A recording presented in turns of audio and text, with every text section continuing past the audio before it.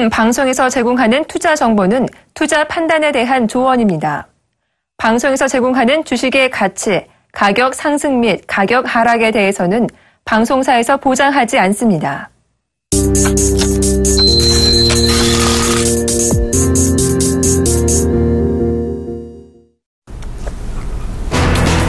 전일 중국 중앙은행인 인민은행은 위안달러 환율을 하루 전보다 1.86% 오른 달러당 6.2298위안으로 고시했습니다. 위안화 가치는 어제 하루 낙폭으로 사상 최대치를 기록했습니다. 인민은행은 위안화 강세가 수출의 부담으로 작용해 기준 환율을 조정한다고 밝혔습니다. 인민은행은 앞으로 전날의 환율 마감 가격과 시장 주문 가격 등을 반영해 기준 환율을 산출하겠다고 언급했습니다. 중국의 전격적인 위안화 평가 절하에 대해 미국 재무부가 시장 환율로의 행보를 시사한다고 평가했습니다.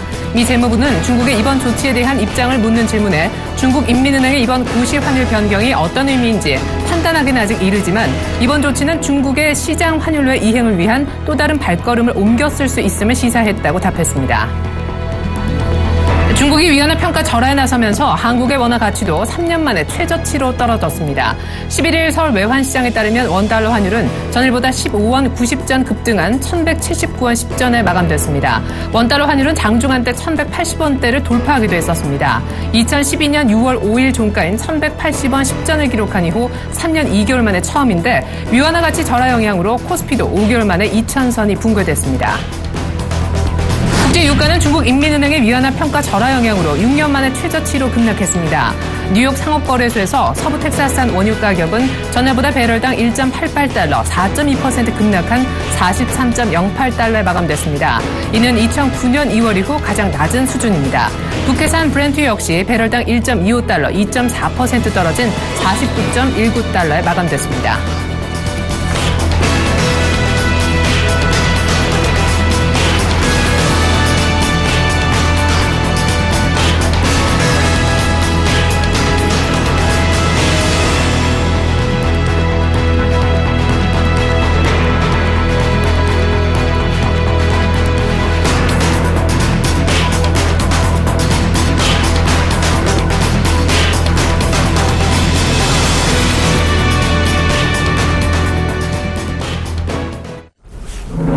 안녕하십니까. 초배팅 쇼아이디의 최리나입니다. 중국이 위안화 값을 하루 기준 사상 최대폭으로 떨어뜨렸습니다. 결국 중국도 수출을 측면 지원해서 경기를 부양시키겠다는 의미인데요. 일각에서는 이 같은 중국의 전격적인 위안화 절하 조치를 두고 중국도 환율 전쟁에 가세한 것 아니냐며 우려의 시선을 보내고 있는데요. 어쨌거나 이 같은 중국의 전격적인 조치 이후 어제 아시아 외환시장 중심으로 큰 변동폭이 있었고요.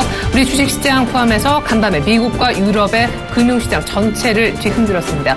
요동쳤던 간밤의 글로벌 증시 마감가 상세하게 챙겨보겠습니다. 네, 먼저 미국 쪽이 되겠습니다. 다우지수, S&P, 나스닥 전부 다 많이 빠졌죠. 1% 이상의 낙폭을 보였었는데요. 하루 전의 분위기는 어떻습니까? 스탠리 피처 연준 부의장이 미국의 물가가 너무 낮다면서 이렇게 낮은 물가로는 미국의 연준이 당장 다음 달 금리를 올릴 수는 없을 것이라는 우회적인 입장을 표명했었는데요.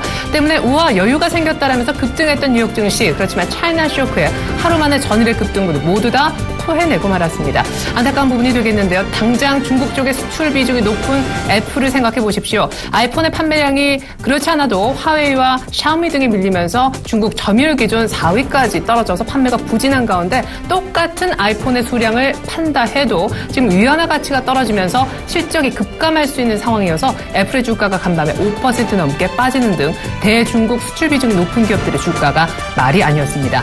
기술적으로도 안 좋아지는 분위기. 나스닥과 S&P 500 모두 다 2100과 5100선 모두 다 반납을 시켰습니다. 이어서 유럽 쪽으로 한번 가볼까요? 미국 기업들의 악화 우려에 미국 쪽 분위기도 좋지 않았고 유럽 측에서 보면은 지금 보시다시피 독일 지수와 프랑스 까크 지수가 많이 빠진 것을 아실 수 있으실 겁니다. 2% 안팎의 급락세가 나왔습니다. 그리스 3차 구제금융 관련해서는 확실하게 이제 뭔가 결과물이 나오면서 시장에 안도를 줄 만한 재료였었는데 역시 중국의 악재 영향이 적지 않았던 그런 모습입니다. 이어서 상품 시장의 분위기를 한번 살펴봐야 될 것 같은데요. 주식 시장뿐만 아니라 이 상품과 외환 시장이 크게 요동을 치고 있습니다. 위안화를 만졌기 때문인데요. 가뜩이나 미국이 미국의 금리를 빠르면 다음 달에 올릴 수 있다 얘기가 여전히 있는 가운데 중국이 위안화를 약세로 가져감으로 인해서 반대급부로 달러화 강세는 더욱더 심화됐는데요. 때문에 역시 달러화 강세에 따른 상품 가격의 하락, 이 고리는 더욱더 단단하게 형성이 될 수밖에 없습니다. 유가 보세요. WTI가 지금 4% 넘게 급락했었죠. 이렇게 되면요, 우려가 현실화되고 있습니다. 지난 3월의 저점인 43불대를 이제 겨우 지지하는, 사실상 연중 최저치를 경신했고 연중 최저치뿐만이 아니라 지금 6년 내 최저치까지 WTI 가격은 밀려 있습니다.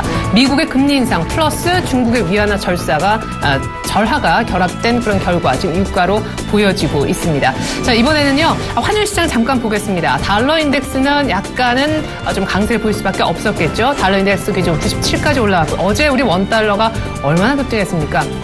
거의 종가상 16원 하루 사이에 급등, 1160원대 안착하나 싶었던 환율이 1180원대를 바로 마감 직전에 뚫는 그런 모습을 보여줬습니다. 1179원대까지 급등했는데요. 때문에 어제 N달러도 같이 연동돼서 올랐었죠. 125엔대. 어제 중국의 위안화 약세로 인해서 원화도 약세를, N화도 약세를, 전반적으로 아시아 신흥국에 있는 통화들이 모두 다 약세를 보였습니다. 달러가 재차 상대적으로 강세로 돌았다는 의미이기도 합니다. 어제 아시아 시장에서 중국장이 의외로 좀 차분한 모습을 보였어요. 약보합에 마감됐고 강보합이 시작해서 장중에도 보합권의 움직임이었습니다. 일단 시장은 의외로 중국장 조용하게 마감이 되었다는 점. 그리고 일본도 엔화 약세에 힘입어서 오를 수도 있었겠지만 전고점에 대한 레벨 부담도 있었던 것 같습니다. 대중국 수출에 대한 약간의 위협도 느꼈겠지요. 일본 니케이도 사실 29,900엔 선 정도만 돌파하면 거의 신고가인데요. 신고가 부분 트라이만 했다가 음봉으로 전환되는 모습, 우리와 비슷한 음봉 마감이 됐습니다. 어제 일본 니케이 225 지수도 약간의 조정을 볼 수밖에 없었네요.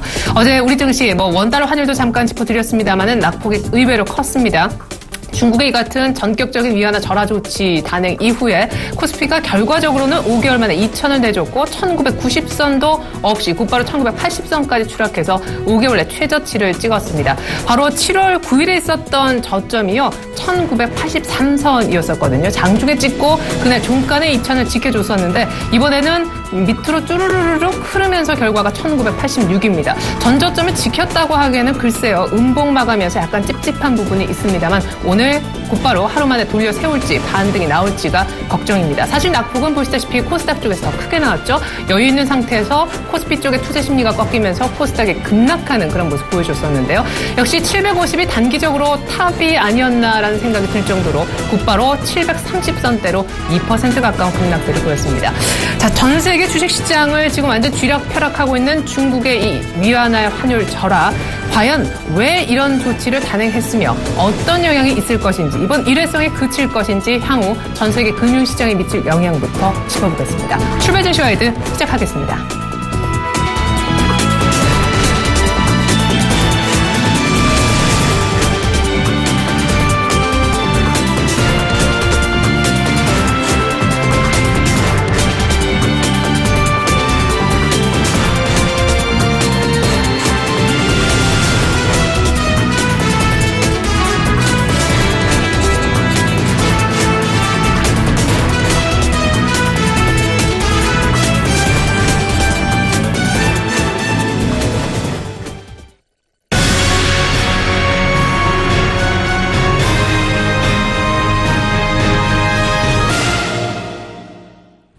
네.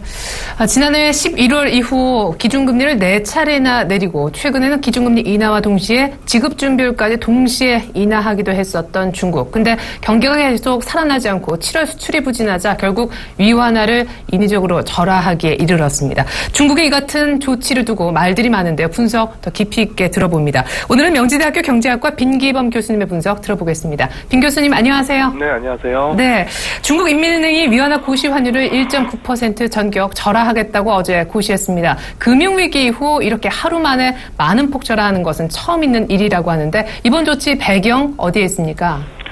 네, 말씀하신 대로 그 중국의 중앙은행, 인민은행이 어제 위안화를 무려 1.86% 평가 절하를 했고요. 그래서 우리나라 금융시장 포함해가지고 국제금융시장에 상당히 큰 영향을 지금 미치고 있는 와중입니다. 그래서 달러 위안화 환율이 6.2298 위안으로 고시가 되었습니다.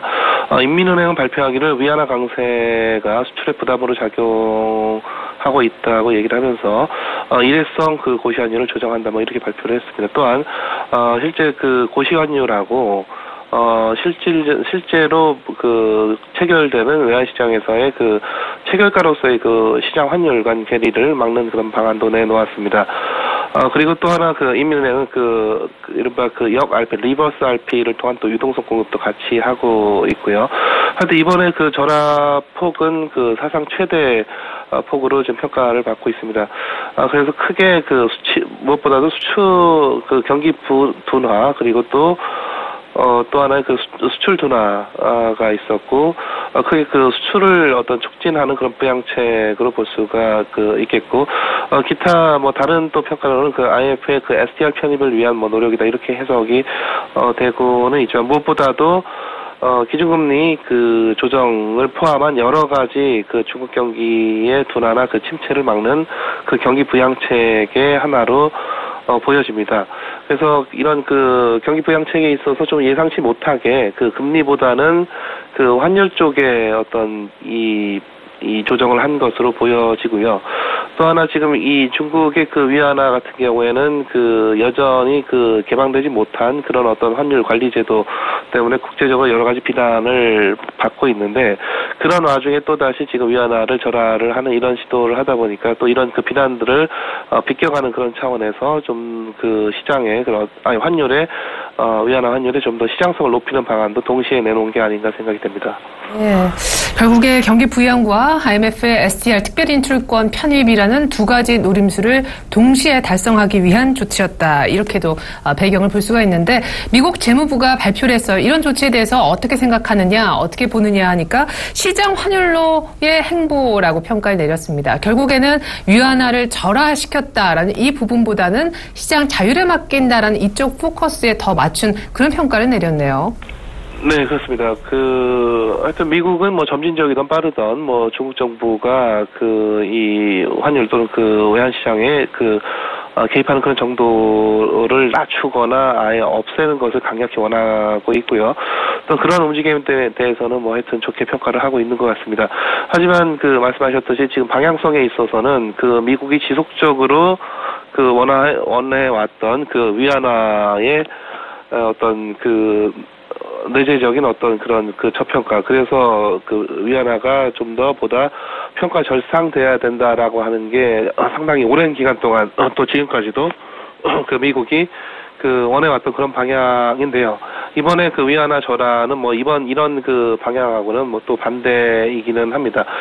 그러나 이 미국 재무부 같은 경우에는 지난 6월에 이뤄진 미중 전략 경제 대화를 통해서 나온 중국 측의 새로운 약속을 포함해서 더 유연하고 시장을 기반으로 결정되는 외환 시장으로의 이행에 대해 진전이 있었다라고 좋게 긍정적으로 평가를 하고 있습니다. 그래서 아마 환율 방향성에 있어서는 미국의 의도하고는 완전히 반대 방향이긴 하지만은 보다 이 시장성을 갖도록 하는 그런 조치를 환영을 하는 것 같고요.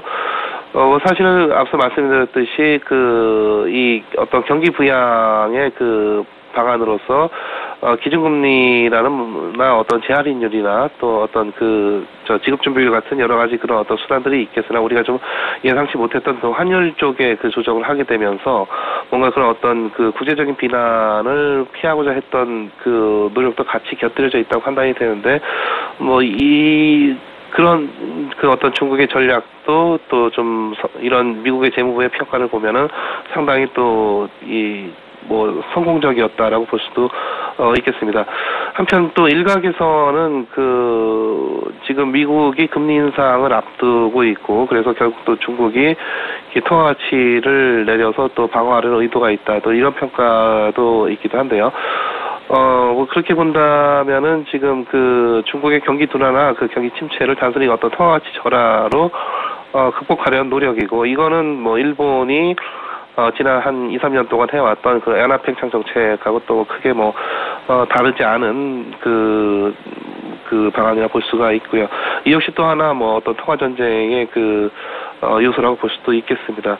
하여튼 지금 시기적으로 이런 여러 가지 그런 중국 경제, 또 국제 경제적인 상황, 또 국제 정치 외교적인 그런 상황들에 있어서 상당히 복합적인 이유로 지금 위안화 절하를 뭐 시기적으로 상당히 뭐 결정을 하기에 좀 잘 맞아 떨어지는 뭐 그런 시기였던 것 같습니다. 앞서서 곧바로 수출도 좋지 못했고 IMF, SDI 편입하기에도 조금 시장의 자율적인 분위기를 보여줄 수 있었고 미국도 또 금리를 빠르면 다음 달에도 인상할 수 있기 때문에 아주 여러모로 타이밍이 아주 딱 맞아떨어지는 위안화 절하 조치였다라고 평가해 주셨는데 궁금한 부분은요. 뭐 일회성이다. 중국 중앙은행, 인민은행은 이렇게 얘기하긴 했었지만 위안화 절하 조치가 앞으로 더 추가적으로 단행될 수 있는가 여부가 상당히 중요해 보이거든요. 소위 우리 입장에서는 엔저처럼 커다란 압박 요인이 등장한다. 이렇게 볼 수 있는 부분이 있는지요?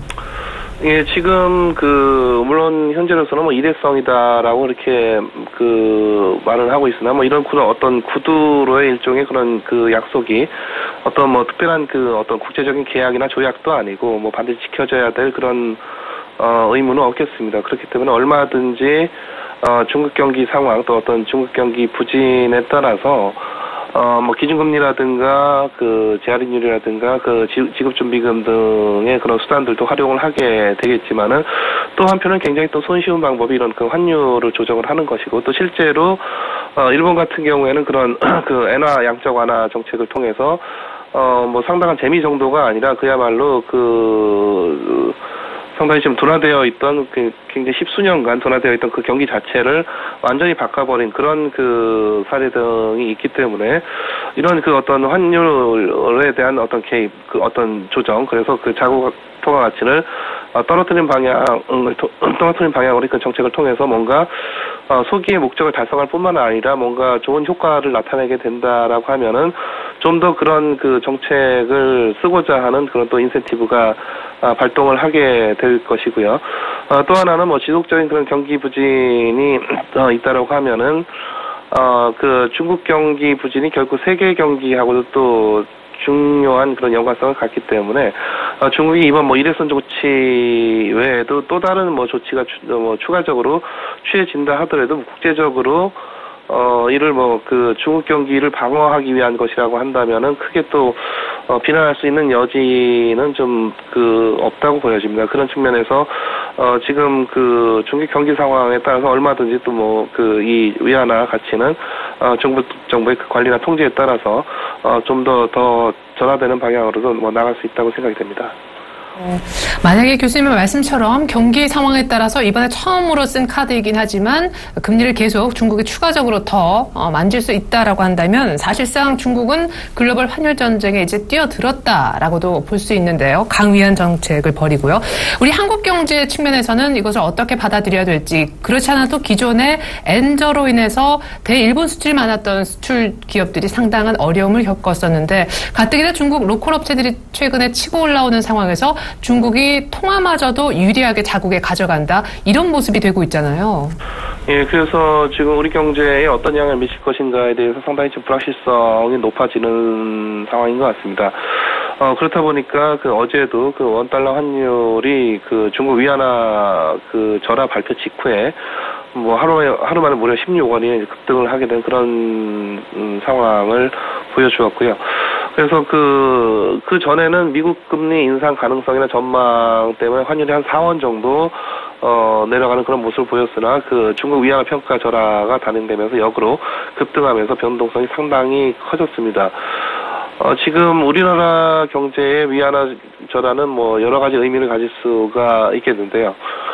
일단은 중국 경기가 상당히 좋지 않다라는 그런 아주 강한 시그널이기도 하고, 실제 그렇다고 하면은 중국의 소득이 줄어들거나 어떤 소득의 증가 양상이 완화되는 것이기 때문에 우리의 대중 수출에 좋을 리가 없겠습니다. 하지만 또 한편으로는 이런 어떤 환율이라고 하는 또 비교적 손쉬운 그런 경기 부양책을 중국 경기가 다시 좋아진다면 또 그 덕을 또 우리가 볼 수도 있는 그런 여지도 있겠는데요. 무엇보다도 지금 우리 경기는 이제 상당히 이제 수출 주도적인 그런 경제이다 보니까 결국 이제 수출 경기가 좌우하기 마련인데, 방금 말씀하셨다시피 일본의 그런 엔화 팽창 정책 때문에 우리나라 수출이 상당히 좀 크게 타격을 받고 특히 자동차 같은 분야에서 상당히 좀 수출이 지지부진해지는 이런 현상들이 상당히 지속적으로 올해 지속되고 있습니다. 그렇다 보니까 지금 우리나라 경기가 좀 그 확연히 좋아지는 그런 양상을 보여주지 못하고 있고, 특히 또 우리나라 올해 그 성장률이 지금은 뭐 3% 이하대로 뭐 지금 충분히 예상이 되고 있는 뭐 그런 상황까지 이제 벌어지고 있습니다. 그렇다 문제는 그 우리하고 중국하고의 그 어떤 수출 경합도에서 어느 정도 이제 겹치느냐의 문제가 되겠는데, 뭐 지금이나 예전이나 주로 이제 우리가 일본하고 수출 경합도가 그 높은 편이고, 그래서 일본의 그런 엔화 팽창 정책을 우리가 상당히 이제 고전을 하고 있는 것이고요. 그런데 문제는 최근 중국하고의 또 수출 경합도도 높아지고 있는 그런 추세가 되겠습니다. 그렇다 보니까 이 중국의 그 위안화 가치 절하로 뭐 역시 중국 제품의 그 가격 경쟁력이 높아진다면 우리에게 특히 우리 수출에 상당한 그런 부담이 될 수가 있고요. 또 최근에 중국 업체들은 뭐 잘 아시다시피 예전에는 그냥 뭐 그 저가의 그 제품들을 다량 생산했던 그런 과거가 있었으나 뭐 최근에 와서는 이 품질 경쟁력 면에서도 상당히 좀 우수한 그런 제품들을 많이 생산을 하고 있고, 또 여기에다 그런 어떤 그 환율 자국화폐 절하, 가치 절하에 따른 가격 경쟁력까지 같이 더해진다라고 한다면은 사실 우리 그 수출에는 뭐 상당히 안 좋은 환경이다, 또 이렇게 볼 수도 있겠습니다. 예, 그래요. 뭐 중장기적으로 중국이 이렇게 금리를 내리면서 환율 위안화를 절하시키면서까지 경기를 살린다라고 하는 측면에서 뭐 그렇게 해서 이제 경기가 살아나면 우리도 좋겠지만, 단기적으로는 일본만큼이나 중국 관련의 경합도가, 수출 경합도가 높아지는 상황에서 제품 가격 경쟁력 모두에서 조금 불리해질 수 있겠다라고 전망 들어봤습니다. 앞서서 미국의 금리 인상 바로 직전에 사실상 선제적으로 대비하기 위해서 중국의 위안화를 절하시켰다라고도 분석해 주셨는데, 일단 우리 측면에서는 미국이 뭐 언제 올리든 금리를 올리려고 준비하고 있고, 중국까지 위안화 절하를 해버리면 원달러 환율의 상승, 원화 약세에 따른 외국인들 자금 이탈이 더욱더 심화되지 않을까 우려되는데요. 이 부분과 더불어 이번에 중국의 취한 조치가 미국 금리 인상 시기에도 얼마나 영향을 줄 수 있는지 끝으로 여쭤보겠습니다.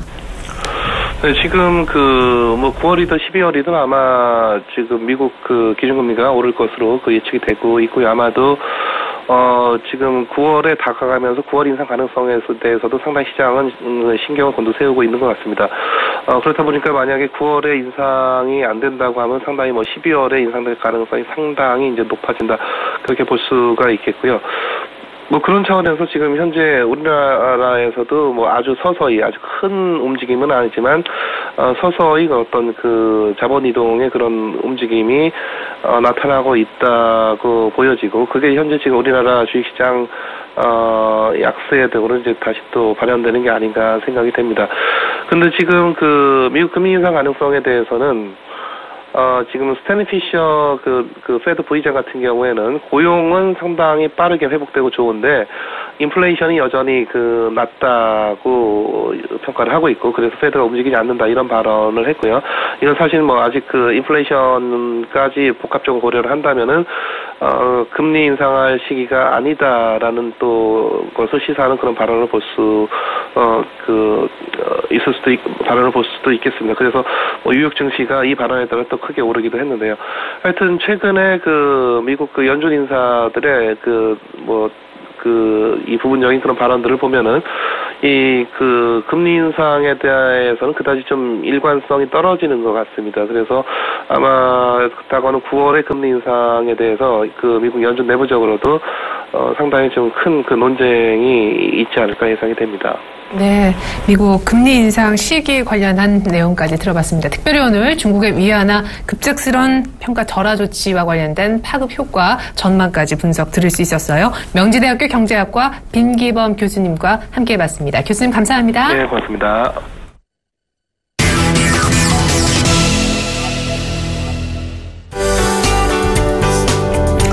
시청자 여러분 안녕하십니까. 신문 읽어준 남자 예병군 멘토입니다. 자, 간밤에요. 여러 가지 기사들 좀 많이 살펴봤습니다. 중국 쪽에서의 기사도 좀 살펴봤고요. 중국인들이 쓴 이제 위안화 절하에 대한 부분들, 그리고 유럽계가 쓴 위안화 절하에 대한 견해들, 그리고 미국계가 쓴 위안화 절하에 대한 견해들을 다 읽어봤습니다. 읽어봤는데 어떤 느낌을 받았느냐면요. 중국인들이 쓴 것은 굉장히 반기는 반면에 유럽하고 미국은 굉장히 조금 난색을 표한다고 해야 되겠습니까? 그런 좀 느낌이었는데 제가 한마디로 좀 요약을 해드릴게요. 미국인들과 유럽인들은요 자기들이 하면 로맨스입니다. 그죠? 남이 하면 불륜이죠. 왜? 그들은 돈을 풀었어요. 사실은 어떤 통화가치 절하보다 더 강한 쪽은 뭐냐면 결국은 돈을 풀어서 통화가치를 절하시킨 거예요. 그러니까 일본도 역시 마찬가지입니다. 돈을 풀어서 통화가치를 절하시킨 거죠. 엔저로 간 것이잖아요. 그죠? 그렇다면 자기들이 할 때는 분명히 로맨스였어요. 그죠? 세계 경기를 부양시키기 위하고 거대한 명분을 갖다 내세웠습니다. 근데 지금 뭔가요? 지금 중국이 하니까 마치 불륜처럼 몰아가는 이 분위기는 뭐라고 지금 해석을 해야 될지 모르겠습니다. 저는 그런 부분들을 조금 이상하게 좀 받아들이고 싶습니다. 그러니까 꼭 중국도 역시 마찬가지예요. 일본이 엔저로 밀어붙였듯이 중국도 이제 위안저로 밀어붙이겠다는 얘기입니다. 그 같은 맥락에서 보시면 되고요. 지금 엔이나 그 다음에 달러나 유로화는 이제 거래가 되는 통화죠. 근데 위안은 아직 거래가 되는 통화는 아니에요. 그러니까 서로 주고받을 수는 있으나 그거를 우리가 선물 시장에서 거래되는 외환이 있어요. 그 거래되는 외환 중에 위안은 포함되어 있지 않습니다. 그러니까 저거들이 하는 것들은 결국은 저거 통화 가치는 저거가 어떤 덕을 볼 수도 있는 입장으로 갈 수 있지만 위안은 진짜 순수하게 경기 부양 쪽으로 가는 거예요. 그러니까 그게 악재가 될 수는 저는 없다라고 보고 있습니다. 그 점 참고를 해보셨으면 좋겠습니다. 그래서 조금 나은 객관적인 입장에서 쓴 월스트리트 저널의 기사를 뽑았어요. China takes U-turn with 위안, 이 기사를 좀 뽑았는데 이 기사의 내용을 보면 중국이 선택할 수밖에 없었던 그런 부분들의 위안화 절하에 대한 부분들을 지금 얘기를 하고 있습니다. 그래서 요거를 조금 확대를 좀 해볼게요. 그래서 요 부분인데 요거를 잘 보시면 결과적으로는 중국이 왜 지금 저거들 경기가 둔화되는 것이 우려되기 때문에 적어도 이제 살아야 되겠다는 얘기잖아요. 그죠? 그 많은 인구들을 살려나가야 되겠다는 얘기입니다. 그러니까 뭐냐 하면 이 수출을 늘리고 내수를 진작하기 위한 그런 부분들로 보시면 되고 그래서 그런 부분들이 결국은 이 위안화 위안화 절하에 대한 부분들로 나왔다는 것이죠. 그래서 중국 위안화 절하는 지준율 인하, 그 다음에 금리 인하와 같은 맥락의 경기 부양책이라고 보시면 되겠습니다. 그런데 이게 이제 영향을 미치는 사항이 있죠. 그래서 중국 정부의 강한 경기 부양 의지를 재확인할 수 있는 그런 부분이라고 보시면 되겠고요. 이것이 가져올 여파가 또 있어요. 미국 9월 금리 인상 더더욱 불가능한 얘기가 되어버렸습니다. 그죠? 자넷 옐런이 이제 선택을 그렇게 해들어갈 수가 없는 상황이 되어버렸습니다. 어떻게 보면 중국이 잘 하는 거예요. 저는 그렇게 생각합니다. 그 다음 또 하나는, 우리나라 이제 금통위 금리 발표도요. 이렇게 되면, 금리 인하 쪽으로 안 갈 수 없는 상황인데, 과연, 지금도 꿋꿋이 한은이 고집을 부려서 금통위 금리 동결로 가겠느냐에 대한 부분들, 의문이 조금 되긴 합니다만, 금리 인하를 안 갈 수 없는 상황이 되게 생기지 않았느냐, 그렇게 좀 보여집니다. 그래서, 오히려 좀 반겨야 되려나. 드디어 위안화 절하를 했습니다. 중국이 강한 경기 부양 의지를 재확인할 수 있는 계기가 됐고, 우리도 어쩔 수 없이 울며 겨자먹기로 금리 인하해야 됩니다. 이런 식으로 가야 되는 상황이 아니냐고 봅니다. 그래서 그런 식으로 가게 된다면 결국은 그들만 하고자 하는 축제에서 우리 이제 동아시아권의 중국도, 한국도 같은 글로벌 공제 체제에서 같이 축제를 즐겨보자 쪽으로 가야 되겠죠. 인플레이션을 걱정하다가 디플레이션을 맞는 더러운 꼴을 당할 수는 없습니다. 그래서 그 부분도 참고를 해보셨으면 좋겠습니다. 자, 다음 국내 최대 경제 일간지 서울경제신문 살펴보면서 얘기하도록 하겠습니다. 예, 고개 숙인 신동빈 회장의 모습이 보입니다. 그죠? 신동빈 회장이 참, 저분이, 언제 저렇게 고개를 세게 한번 숙여보겠습니까? 그죠? 이런 일 아니면. 그래서, 참, 롯데가 좀, 요번에 반성하는 계기가 안 됐겠나. 그런 생각도 좀 듭니다. 자, 일단 기사, 발췌한 기사 보겠습니다. 자, 이거예요. 수출 늘려서 경기 부양하자. 중국 사실상 글로벌 환율 전쟁 포문, 얘기가 나옵니다. 자, 우리 금융당국은 뭐하고 있었느냐에 대한 얘기를 먼저 해야 될 것 같습니다. 엔저로 밀어붙였을 때도, 일본이 엔저로 밀어붙여서 수출에 타격을 받기 시작할 수 있는데도 그때 금융당국은 미온적 조치를 했습니다. 결국 늑장 대응을 하면서 그제서야 금리 인하를 단행하기 시작했죠. 지금도 지금 제대로 경기 부양책을 쓰지도 못한 상황에서 중국이 또다시 위안저로 가겠다고 합니다. 그죠? 위안저로 가겠다. 그런데도 불구하고 우리나라가 만약에 또 한 번 미온적 태도를 보인다면 정부가 산업을 죽일 수도 있습니다. 그래서 이런 부분들을 늘 그 수익을 말하다 시간에도 강조 드려왔었죠. 사실은 중국의 위안화 절하는요, 어느 정도 예견돼 있었던 내용이기도 합니다. 왜냐하면 첫 번째, 그들이 계속 경기 부양책을 썼음에도 불구하고 시장에서 크게 이제 좋아진 것이 별로 없었다는 것이죠. 그러니까 이제 지준율도 인하고 금리 인하를 해봤지만 시장에서 제대로 먹혀 들어가지 않았어요. 그러니까 그 전에 이미 얘들은 투명하게 부정부패 척결부터 먼저 서둘렀습니다. 어떤 위안화 절하의 한 과정이었다고 보시면 될 것 같아요. 그죠? 그래서 그런 부분들이 지금 이제 또 나타나기 시작하고 있다. 그 이제 현실로 드러나왔다는 거죠. 근데 우리는 또 한 번 여기서 미온적 태도를 보인다면 결국은 디플레이션을 쪽으로 갈 수밖에 없는 상황입니다. 인플레이션 우려하다가 진짜 굉장히 심각한 더러운 디플레이션 쪽으로 가는 상황이죠. 그래서 이렇게 되면 과연 어디에 지금 영향을 좀 미치느냐에 대한 부분입니다. 결국은 스마트폰이나 이런 완성품 쪽 되게 경쟁이 심화된 부분이 있잖아요. 그죠? 샤오미하고 화웨이, 삼성전자 이렇게 경쟁이 심화된 쪽에서 삼성전자가 지금 스마트폰 의존도가 높은 만큼 뒤로 조금 어떻게 보면 더 밀려날 수밖에 없는 상황이에요. 그러니까 전자 쪽의 완성품, 그 다음에 전자 부품주인데 그것도 삼성 의존도가 강한 부품주입니다. 사실 SK 하이닉스처럼 이 샤오미에다가 공급을 하는 쪽은 오히려 지금 위안화 절하가 어떻게 보면 더 호재가 될 수도 있다는 점 참고를 해보셨으면 좋겠고요. 근데 전체적으로 보면 이 부분이 뭐냐면 결국은 돈을 더 풀어주겠다는 얘기입니다. 중국 정부가.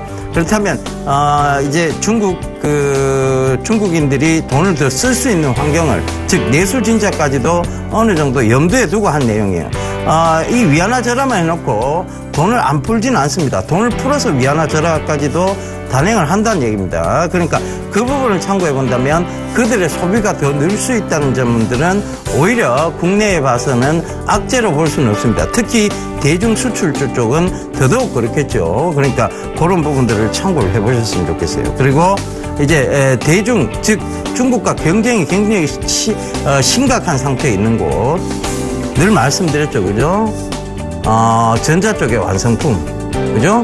그리고 조선, 철강, 정유, 화학, 이거 더 심각해졌다는 얘기입니다. 그죠? 더 심각해졌다는 얘기고, 또, 이런 부분이 있죠. 그리고 얘들이 지금 자동차 쪽은, 수출이 많이 되는 건 아니에요. 사실 중국 자동차가 해외로 수출되는 경우는 별로 없습니다. 그렇기 때문에 자동차 쪽은 타격을 덜 받는다고 보시면 됩니다. 냉정하게 우리가 판단해 보자고. 이거를 뭐 우리가 자꾸, 와, 이런 마음이 아니고, 냉정하게 철저하게 냉정한 차원에서 분석을 해보자면 지금 어느 정도 수혜가 될 수 있는 것과 피해가 될 수 있는 것이 명확하게 나누어집니다. 그러니까 그런 부분들을 꼭 좀 이 기사를 통해서 여러분들이 한번 잡아가 봤으면 좋겠습니다. 자, 그 다음 기사 바로 보도록 할게요. 구글 알파벳 설립 지주산업 변신 제2창업 나선다. 이거 역시 이제 미래 산업에 대한 부분입니다. 구글이 어디로 가고자 하느냐. 즉 구글은 검색 쪽하고 완전히 분리를 하겠다는 얘기예요. 지주산업 변신해서 그러니까 구글 보면 검색 앱 안드로이드 알파벳 지주사가 갖고 있는 게 피버라는 보석 인터넷 이건 뭐 열병 뭐 이런 뜻이죠. 그죠? 구글 벤처스의 벤처 투자, 구글 캐피탈 투자 펀드, 엑스랩이라고 무인차 구글 글래스입니다. 웨어러블 디바이스하고 앞으로의 미래차 스마트카 시장 쪽을 겨냥한 거죠. 라이프 사이언스라고 결국은 이것도 헬스케어 일종입니다. 칼리코라는 회사도 있지만 포도당 감지 콘택트 렌즈예요. 그러니까 그런 부분들, 그러니까 웨어러블 디바이스를 접목한 헬스케어가 라이프 사이언스라고 보시면 되겠습니다. 그래서 이 네스트라든가 이 네스트는 자동 온도 조절 장치, 이거는 결국은 스마트 홈하고 연결되어 있는 부분이라고 보시면 되겠습니다. 결과적으로는 이들이 가고자 하는 곳도 모두 스마트 시장입니다. 스마트화 되어지는 시장. 그러니까 모든 것을 스마트화 시킬 수 있는 시장. 그리고 스마트를 통한 건강 유지를 할 수 있는 시장. 즉 유헬스케어와 이 스마트 시장, 결국은 사물 인터넷 시장이라는 얘기죠. IoT라는 얘기입니다. 인터넷 오브 싱즈에 대한 얘기 나올 수밖에 없었다는 것이고, 그러니까 이 부분들은 지금 위안화가 절하가 되건 말건 앞으로 미래 산업이라는 얘기입니다. 뭐 달러가 강세가 되건 말건 미래 산업이라는 얘기입니다. 미래 산업은 여러분들 지금 전체적인 시장에 확 나빠지지 않는 다음에야 계속해서 앞으로 주목받을 수밖에 없는 쪽인데 구글 위안화 절하가 전체적인 시장에 악재를 가져오지는 않습니다. 돈을 풀어서 경기 부양은 진작을 하겠다는 얘기예요. 결국은 그들도 경기 부양에 나서겠다는 얘기입니다. 그걸 불륜으로 볼 수는 없습니다. 마치 불륜으로 몰아가는 쪽이 이상한 것이죠. 그래서 그 부분 좀 참고해 보셨으면 좋겠습니다. 자, 다음 세 번째 기사입니다. 결국 또 미래시장에 대한 얘기죠. 정강현실 3년 후엔 보편화, 미 파트너와 사업기획 모색, 이런 기사가 나왔습니다. 그죠? 그래서 최진성 SK텔레콤 CTO 겸 종합기술원장이 발표한 내용인데요. 결국은 콘텐츠 디바이스가 점증 추세에 있고 이런 부분들이 곧 스마트폰처럼 쓸 수 있다는 얘기입니다. 그러니까 결국은 이 버추얼 리얼리티, 증강현실 이런 부분들이 버추얼 리얼리티, 즉 웨어러블 디바이스 쪽이죠. 이 버추얼 리얼리티가 여러 가지 콘텐츠 산업의 활성화를 가져올 수 있을 것이고 디바이스, 즉 이 웨어러블 디바이스 기기의 성장세를 의미하고 있다는 것을 이분 역시 얘기하고 있는 겁니다. 저와 생각이 똑같다는 얘기입니다. 그죠? 그래서 그런 부분들 참고해 보신다면 결국은 이것 역시 미래 산업입니다. 미래 산업은 그들이 계속 관심을 가지고 키워나가는 한은 성장할 수밖에 없다는 것도 또 한 번 참고해 보시는 겁니다. 자, 그 다음 마지막입니다. 로만손이 참 최근 들어보면 빠질 만큼 빠졌어요. 로만손이 왜 이렇게 많이 빠지냐 참 의심스러울 정도로 빠졌는데 김금은 회장이 경영 복귀 5개월간 1만 마일 중동 세일즈를 강행했다는 기사가 나왔습니다. 면세점 입점을 했다. 카타르 공항 면세점, 그리고 10월엔 두바이 도하서도 런칭쇼를 할 것이고 내년 매출 1,000만 불을 달성할 파란불이 지금 켜졌다, 이런 기사가 나옵니다. 앞으로 기대감이 높은 회사라고 보시면 되겠습니다. 이분이 이렇게 지금 열심히 뛰었어요. 그죠? 김기문 회장이 열심히 뛰었다. 그렇다는 것은 앞으로 로만손의 실적이 좋아질 것을 의미하는 것이고 기대감이 충분히 생길 수 있다는 것이죠. 그래서 이 로만손은 지금 충분히 잘 조정받았습니다. 잘 밀어놨죠. 다시 들기 위해서. 그래서 로만손 오늘 좀 유심히 지켜봐야 될 종목이 아닌가, 그렇게 보여져서 기사를 한번 뽑아봤습니다. 여러분 이런 점들 꼭 좀 참고를 해보십시오. 자, 투자 전략 말씀드리고 저는 물러가도록 하겠습니다. 결국은요 이 중국이 한 이런 부분들 결국은 그들도 로맨스입니다. 그들 입장에서 마치 이것은 불륜으로 받아들여서는 안 된다는 것이고, 그리고 경기 부양이 된다면 그들 전체가 돈을, 즉 10억이 훨씬 넘는 인구가 돈을 쓰게끔 만들어주는 환경이 조성이 된다. 대한민국의 크게 악재로 받아들인 것은 기후라고 보입니다. 그래서 그 부분 참고하시고요. 대중 수출주 여전히 강세 예상이 되고 특히 수출 결제요 거의 달러로 받습니다. 그러니까 그런 부분들 너무 걱정 안 하셔도 돼요. 수출 결제에서 타격 그거는 기후입니다. 그런 식의 어떤 해석은 특히 주식시장에서는 좀 금해야 될 것 아닌가. 너무 과도한 우려, 과도한 기쁨. 워렌 버핏이 한 얘기가 있죠. 탐욕 구간에서는 매도고, 그죠? 공포 구간에서는 매수라는 얘기가 있습니다. 그 부분 참고해 보십시오. 예, 저는 이만 물러가고요. 내일이 아니네요. 모레 이 시간에 다시 인사드리도록 하겠습니다. 감사합니다. 예병군이었습니다.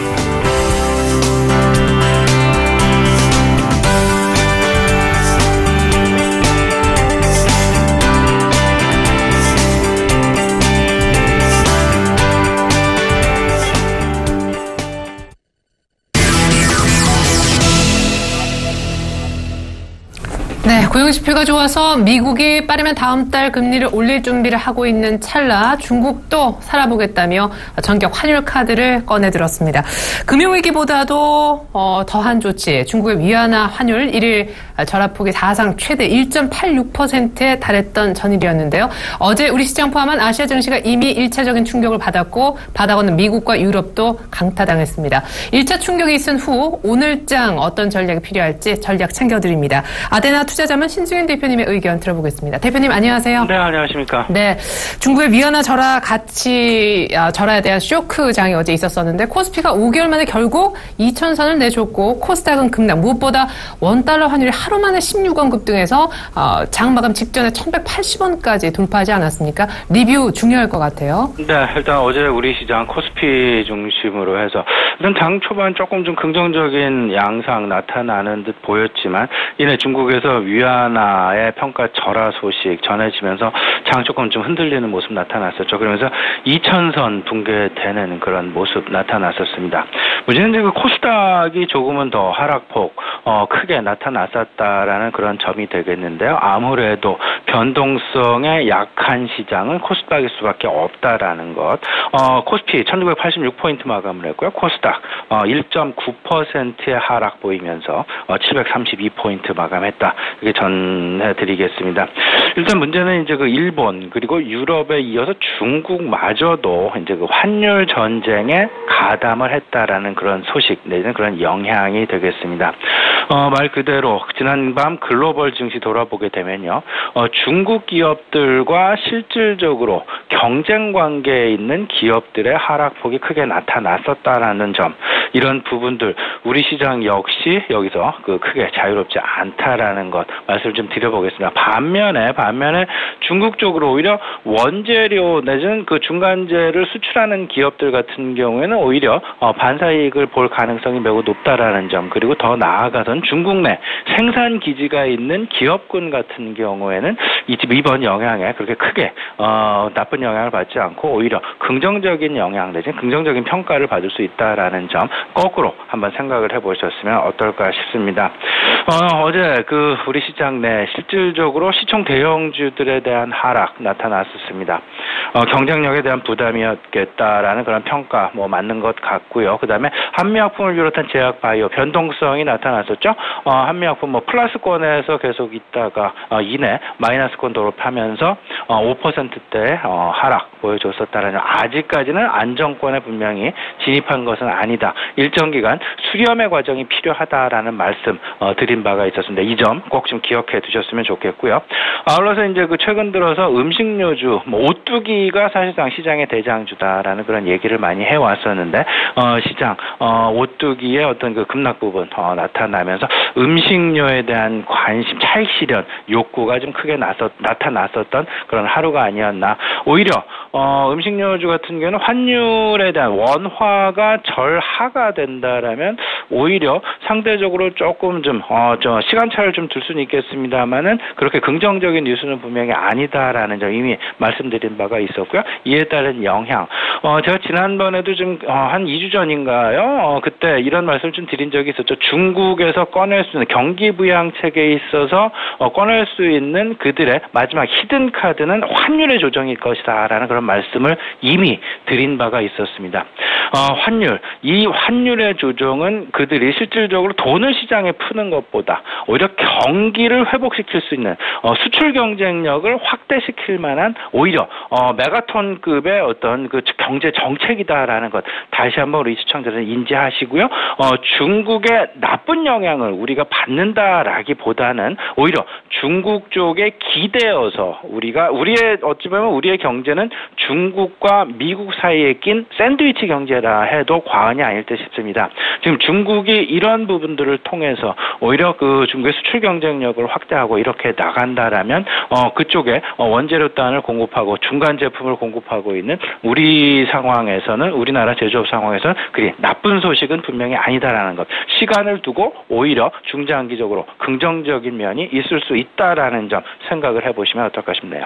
네, 단기적으로는 수출 기업들의 경쟁 심화 우려가 나올 수도 있겠지만 그래도 중장기적으로 중국의 경기가 살아난다라는 것에 오히려 더 좀 접근을 긍정적으로 생각해 볼 필요 있다 얘기해 주셨어요. 중국의 위완화 평가 절하 폭도 사상 최대였었고 어제 장 초반에 이 같은 긴급 조치 소식이 전해지면서 우리 증시 깜짝 놀라는 모습이었는데 말씀해 주셨듯이 예고편이 어느 정도 다들 알고 있는 상황이었지만 결국 부양책의 끝 어제 환율 조치가 단행이 된 겁니다. 경기가 그만큼 안 좋아서이기도 하고 앞서 7월 수출도 부진하기도 했었는데 미국이 금리를 올리려고 준비하는 시점에 이런 조치가 나왔네요. 예, 말씀하신 대로 지금 시장 평가가 상당 부분 엇갈리고 있습니다. 저 역시 시장 평가 내지 시장 전망, 엇갈릴 수도 있고, 이제 저의 스탠스는 사실상 이렇습니다. 중국에서의 어떤 환율 인하 조치, 이 부분은 상당 부분 오히려 우리 시장에는 긍정적으로, 일시적인 쇼크가 될 수는 있겠지만, 긍정적인, 그런 소식으로 전해질 가능성이 매우 높다라는 쪽에 저는 좀 스탠스를 두고 있는 사람 중에 하나고요. 하지만 지금 당장 소나기가 오는데 이 소나기를 맞을 이유는 없다라는 그런 어떤 그 이중적인 그런 잣대도 갖고 있는 사람 중에 하나가 되겠습니다. 지금 현재 시장 평가 미국 금리 인상에 대한 중국의 선제적인 대비책이었다라는 평가가 한 가지가 있고요. 또 한 가지에 대한 평가는 미국의 금리 인상에 대한 연기 가능성이 상당 부분 오히려 이번 조치로 인해서 있을 수 있다라는 점. 오히려 미국과 중국 간의 어떤 공생 관계를 다시 한번 확인해주는 그런 상황이 아니었나라는 그런 어떤 그런 조치가 아니었나라는 그런 생각도 조심스럽게 좀 가져볼 수 있지 않나 생각을 말씀드려보겠습니다. 일단 금리 인상에 대한 선제적인 대비, 우리 시장도 마찬가지죠. 우리도 내일 물론 이제 금통위가 열리게 됩니다만은 지난번 금리를 1.5%로 내렸을 당시 미국 금리 인상에 대비한 선제적인 조치였다라는 점. 중국 역시 마찬가지의 상황이 아니었나. 그리고 여기에 더 나아가서 지금 현재 국제 원자재 가격, 국제 유가를 중심으로 한 원자재 가격의 하락 부분들, 이런 부분들에 대한 전반적인 상황들을 고려했을 때 중국의 경기 부양책, 환율 인하라는 조치는 그들이 취할 수 있는 지금 현재 가장 마지막 조치라는 거. 그렇다면 중국 경기가 회복되지 않으면 또 다른 추가적인 어떤 환율의 인하 조치가 나타날 수밖에 없다라는 것. 그렇다면 환율 전쟁은 이제 시작일 수 있다라는 것.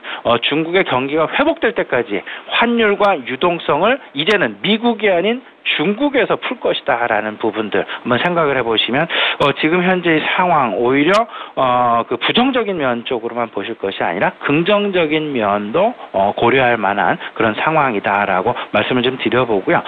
당장 지금 현재 미국 시장 그리고 유럽 시장 중국향 수출 비중이 높은 기업들에 대한 어떤 주가의 하락이 두드러지는 전일장 지난밤 하루였다라고 말씀을 좀 드립니다. 특히나 애플 컴퓨터, 마이크론 컴퓨터, 마이크론 테크놀로지 다 4%, 5%대 급락 나타났었고요. 이런 부분들 우리 시장으로의 영향 어찌 보면 우리 시장 내 삼성전자를 비롯한 전반적인 IT 기업들의 수출 제조업 기반이 일정 부분 중국에 많이 넘어가 있다라는 부분도 오히려 애플 컴퓨터와는 조금은 좀 다른 양상을 보일 수 있다라는 어떤 그런 부분들 생각을 해보시면 어떨까 싶고요. 최근 들어서 이제 현대차랄지 자동차에 대한 환율과 관련된 원화 절하와 관련된 환율 수혜주들에 대한 경쟁력 제고 문제, 이 부분 다시 한번 조금은 좀 고민을 하게 만드는 그런 시점이 되었다. 다시 말씀을 드리면 중국 기업 내, 중국 시장 내에서의 경쟁력 둔화 부분, 경쟁력 약화 소식이 현대차에 대한 또 다른 직격탄을 지금 날렸다라는 부분들. 현대, 기아차, 자동차 업종 같은 경우는 조금은 좀 다시금 좀 두고 봐야 되는 그런 상황으로 지금 치닫고 있다라고 말씀을 좀 정리해드리겠습니다. 무엇보다 위안화 평가 절하는 장기적으로 중국 경기를 살릴 수 있다라는 긍정적인 부분, 무엇보다 달러가 가뜩이나 강세를 보이는데 중국의 위안화를 절하해서 또 상대적으로 추가적으로 달러가 강세를 더 뛸 수밖에 없는 구조가 되었다라는 점 때문에 부담스러운 미국이 금리 인상 시점을 조금 늦출 수 있다는 부분까지 짚어주셨습니다. 그러면 일단 원달러 환율은 이제 어제부로 확실히 위쪽이다라는 것을 보여줬는데 환율 감안해서 전략 들어보고 싶고요. 이런 분위기 속에 이참에 그냥 한은도 내일 금리 내릴 가능성도 있는 건지요? 사실상 지난주 말 그리고 이번 주 어제 정도까지도 중국의 환율 전격적인 환율 인하 조치가 있기 전까지는 내일 한은의 사는 금통위에서 금리 동결 쪽에 우세한 것이 시장의 사실은 어떤 컨센서스였습니다.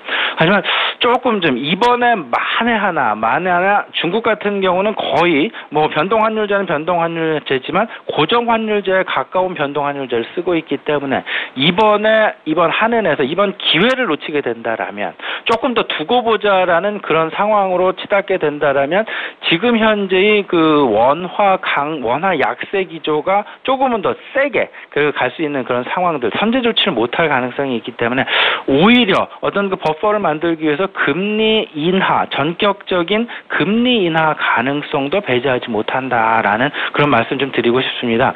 내일 한은의 금통이 있죠. 지금 현행 환율, 기준금리 1.5%입니다. 내일 1.25%로 전격적으로 인하할 그럴 가능성도 전혀 배제할 수 없다라는 부분들 한번 생각해 보시면 어떨까 싶고요. 일단 중국발 쇼크, 한은의 빠른 대처가 필요하다라는 부분들 한번 기대감으로 말씀을 좀 드려보겠습니다. 아울러서 환율의 방향성 조금 재확인이 필요해 보인다라는 그런 말씀 좀 정리해드리고 싶습니다. 지금 최근 들어서 이제 국제 유가 그리고 원자재 가격의 하락, 이 부분은 뭐니 해도 달러화 강세의 영향입니다.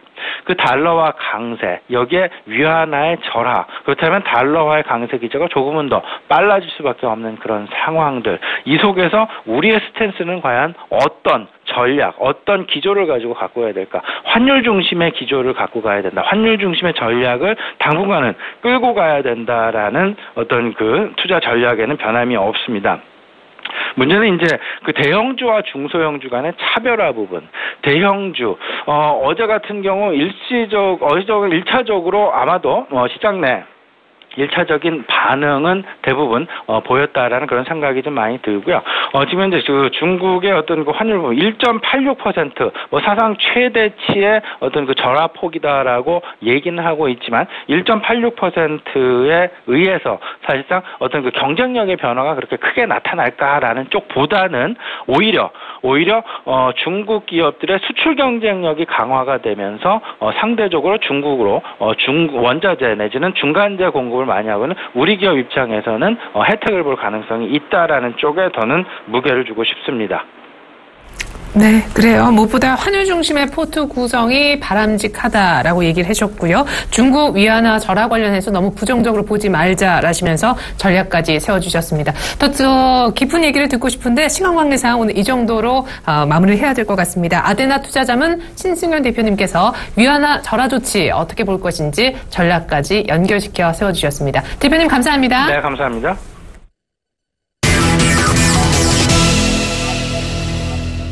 이두코의 상한가 팩토리 시즌2 시간이네요. 오늘도 여의도에 계시는 샘플러스 이두코 멘토 전화로 만나보겠습니다. 멘토님 안녕하세요.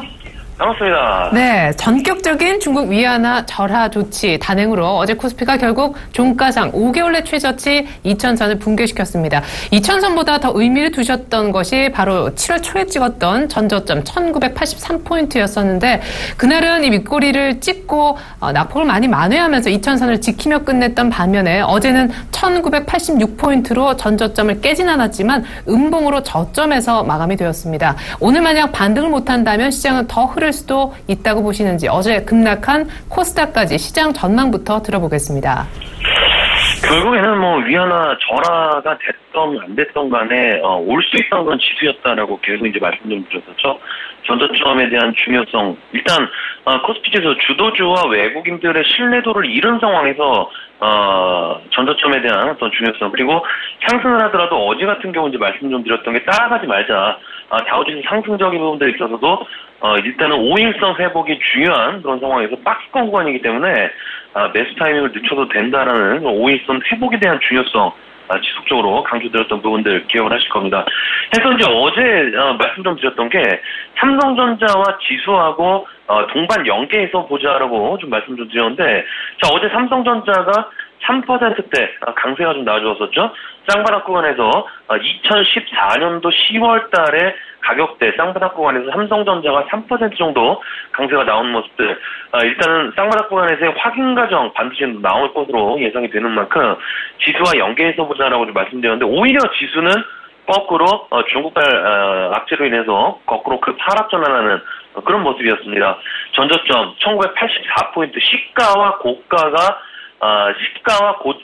시가와 저가가 고점과 저점으로 마감을 했으니까 아마 코스피 지수건 코스닥 지수건 물린 개인들이 상당히 좀 많이 있는 그런 상황이 되겠는데 일단 오늘이 상당히 좀 중요하겠죠. 전저점 부근에서 마감한 코스피 지수 상황이기 때문에 전저점 이탈한다라고 했을 때는 최대 하락폭 열어둘 수 있는 그런 포인트들이 1970선까지도 하락 가능한 그런 상황으로 할 수 있는 그런 가능성들이 있는 그런 상황이기 때문에 아직도 코스피 지수 5일선 회복에 초점을 좀 두셔야 된다라고 좀 계속적으로 좀 말씀을 좀 드리고 싶습니다. 자, 결국 이제 코스닥 지수도 마찬가지의 관점이 되겠죠. 계속적으로 언급을 드렸습니다. 코스닥 지수 현재 구간 1차적인 고점 구간이니까 750포인트 이상권역에서는 1차적인 고점 구간이다라고 좀 말씀드렸는데 자 코스닥 지수 1차 고점 구간이라는 것은 제약바이오 섹터들의 하락 고점에서 일단은 예상이 되는 그런 부분이기 때문에 따라잡는 매매는 삼가야 된다. 그런 우를 범하면 안 된다라고 좀 말씀드리면서 윗꼬리에 대롱대롱 매달린 개인들의 좀 비율을 강하게 했었는데 자 역시나 어제 코스닥 지수도 시가가 장중 고가 저가가 장중 저가로 마감이 되면서 어제 단기성으로 매수에 임했던 개인들은 아마 박살난 그런 하루였지 않나 싶기 때문에 다시 한번 말씀드리지만 현재 구간 따라잡는 매매는 절대로 아니다는 점. 결국 이제 제약바이오 섹터들의 흐름들이 상당히 좀 변질시키고 있는 그런 부분이 되겠죠.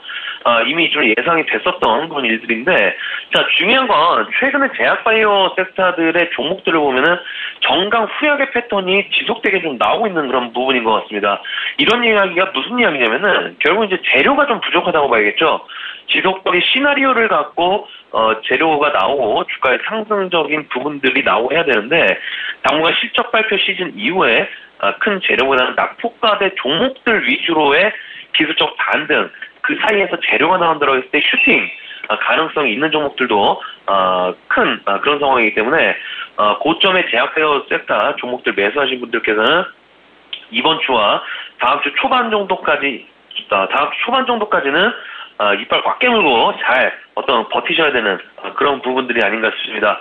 자, 해서 결론적으로 코스닥 지수와 제약바이오 섹터 오늘 상당히 좀 중요할 것 같습니다. 물론 플러스 출발해서 안정화가 된다면 안도에 깊은 한숨을 좀 쉴 수 있는 그런 부분이 되겠지만은 현재 조정이 연속성을 가지고 전일 말씀드렸던 부분들 한번 이탈했던 코스닥의 60일선을 대차 위협하는 그런 강하게 이탈하는 그런 포지션이 좀 나온다라고 했을 때 다시 한번 투매적인 부분들 상당히 좀 나올 가능성이 높은 부분이기 때문에 60일선 이탈된 상황에서 안착하는지 혹은 지속적으로 안착하는지 혹은 지속적으로 지지가 유지가 되는지에 대한 부분들 중요하다는 점 참고하시는 게 좋을 것 같습니다.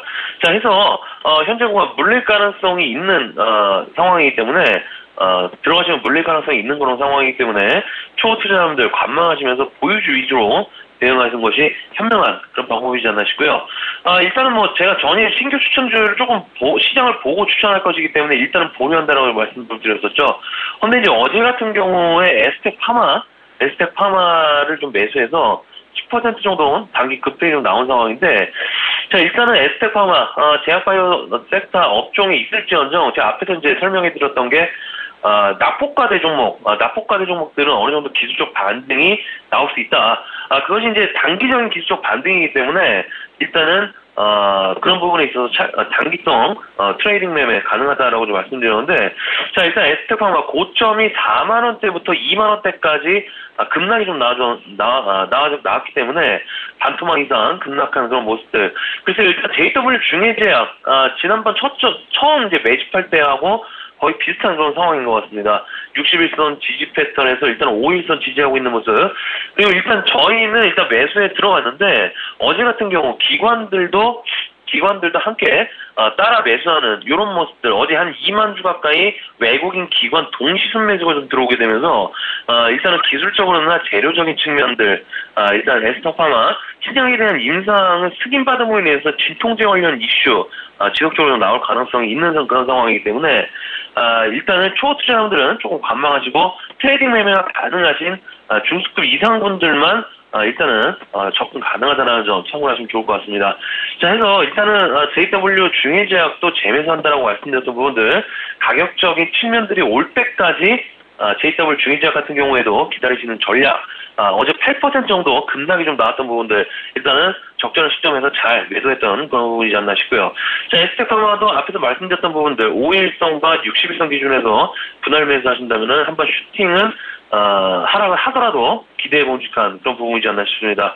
그래서 단기성 움직임들 현재 상당히 좀 활발하게 움직이는 것 같지만은 수익 내는 사람들은 크게 없는 것 같습니다.